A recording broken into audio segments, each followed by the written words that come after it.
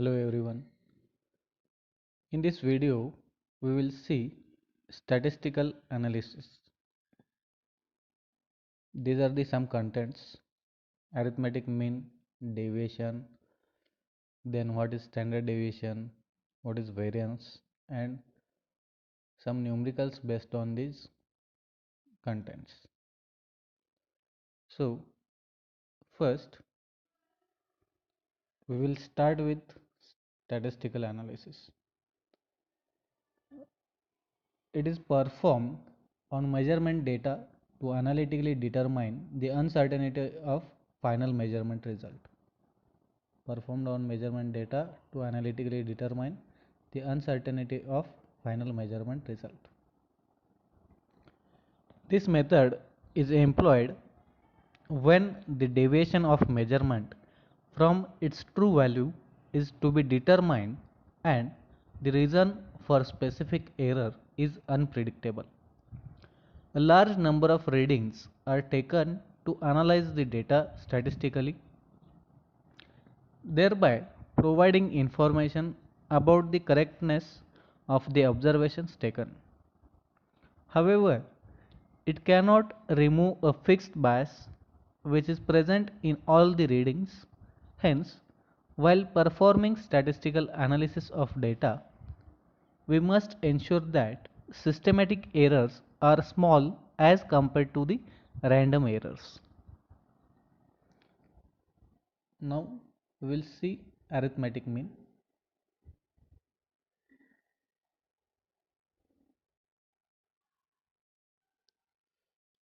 A large number of readings should be taken to find the best approximation. The method employed to find the most probable value of a measured variable on taking a number of readings of the same quantity which are not exactly equal to each other is called as a arithmetic mean. So, the method employed to find the most probable value of a measured variable on taking a number of readings of the same quantity which are not exactly equal to each other is called as a arithmetic mean. So, the arithmetic mean for n number of readings, the x1, x2 up to xn is given as arithmetic is denoted by x bar equals to, here for n readings arithmetic mean is given as x1 plus x2 plus x3 plus up to xn upon number of readings, that is n.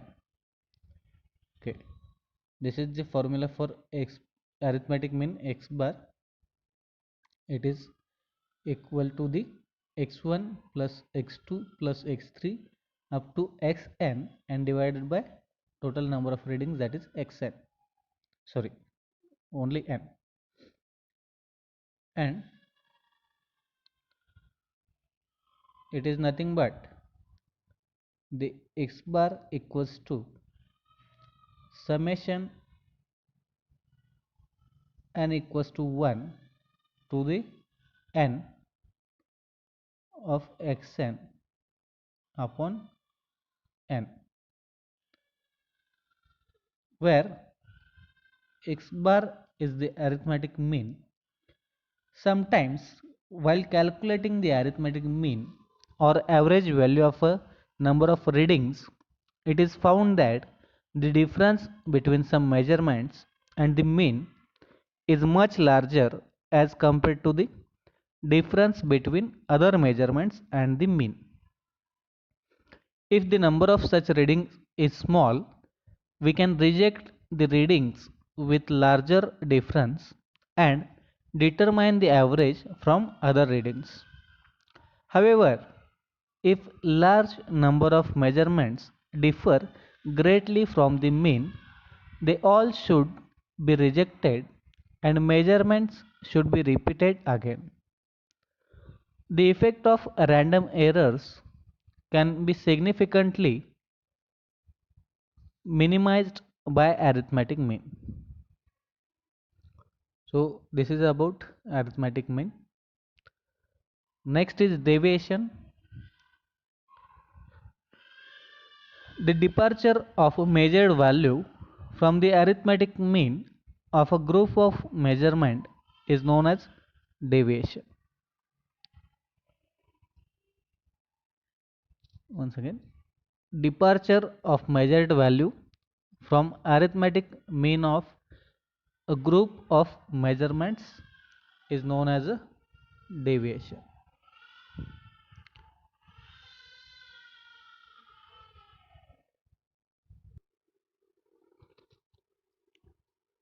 The deviation is expressed as d1 equals to x1 minus x bar. Likewise, d2 equals to x2 minus x bar.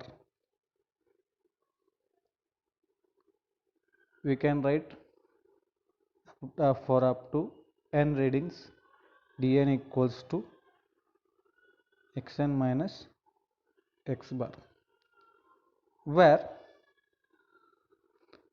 d1 is the deviation of first readings, d2 is deviation of second reading. Likewise, the deviations can be positive or negative.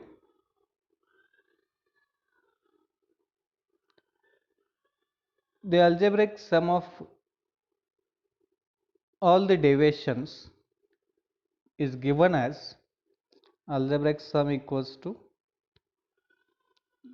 d1 plus d2 plus d3 plus up to dn.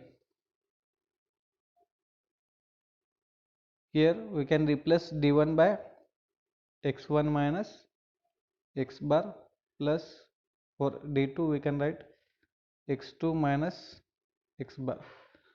Likewise, we have to substitute values for d3 up to dn. So for next step we will get x1 plus x2 plus x3 up to xn minus in bracket n into x bar. So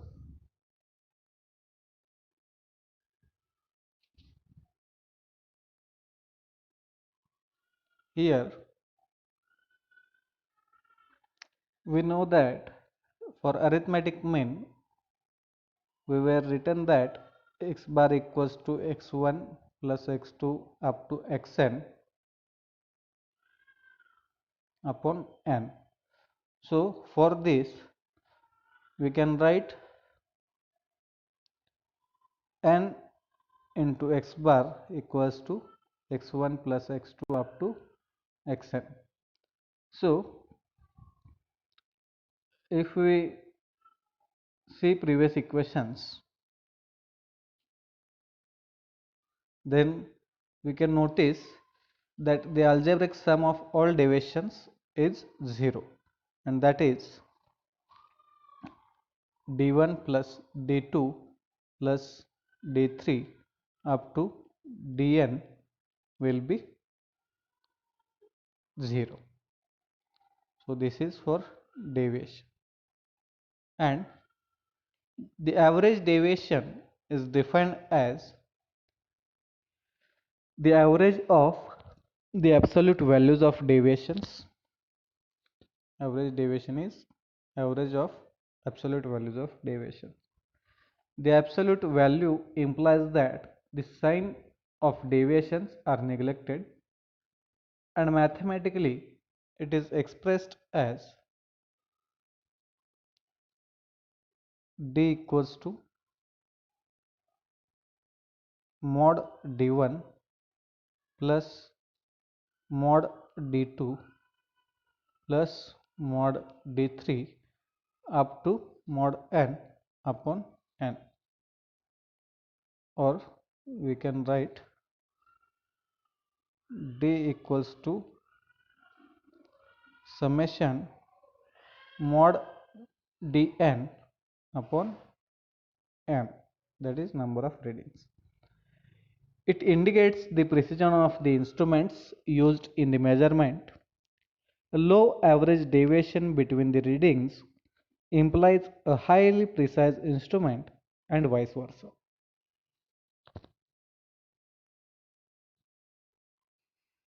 So next is standard deviation.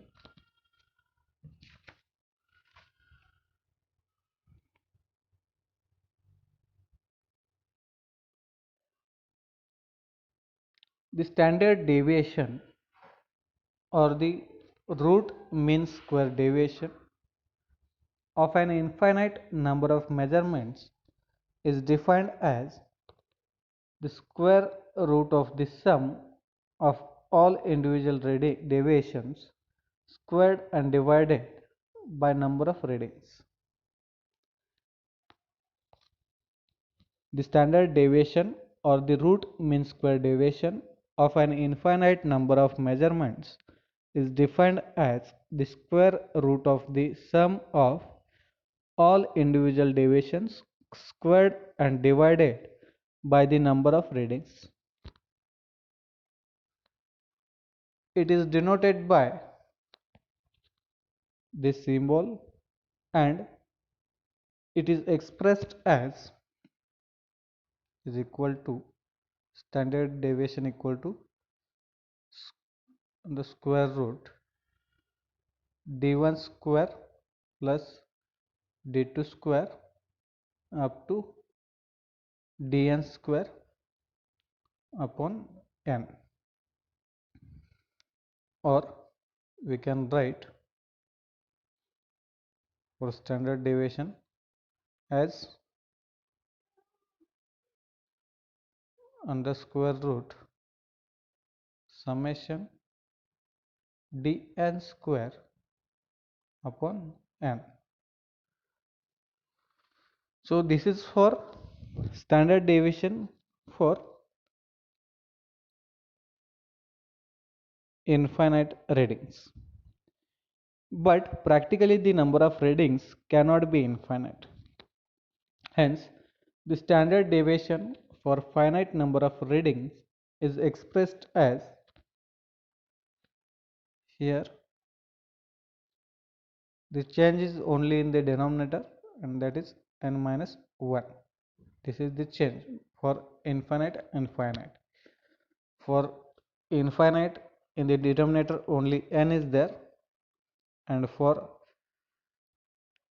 finite number of readings n minus 1 is there. This is for standard deviation. For a good measurement, the value of standard deviation for random errors is low.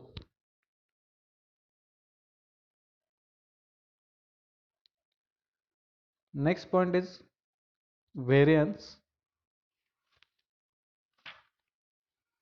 The square of the standard deviation is known as variance or mean square deviation. Okay, the square of standard deviation is known as variance or mean square deviation.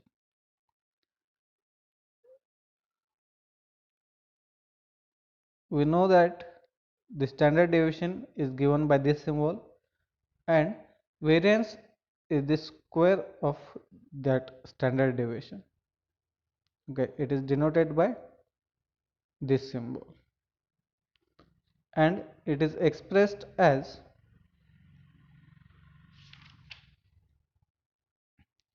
variance equals to sigma square.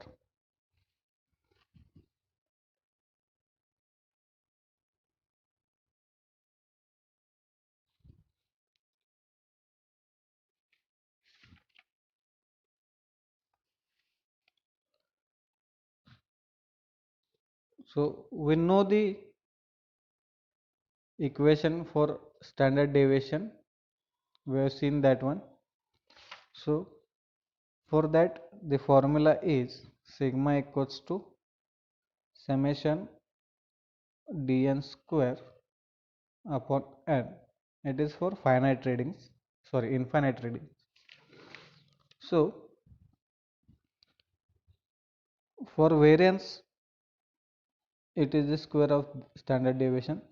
So if we do the same thing here, square of this one, then we will get only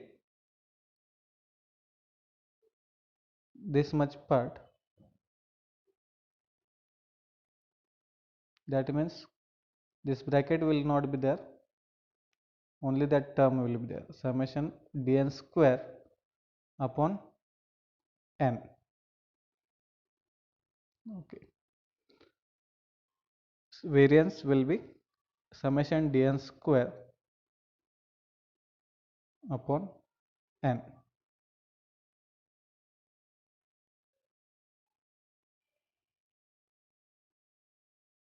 This one, but it is for infinite readings, but we will see for finite readings.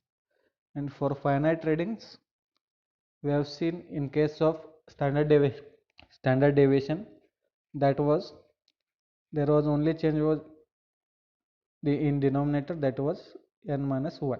So for this case also, variance for finite readings will be given by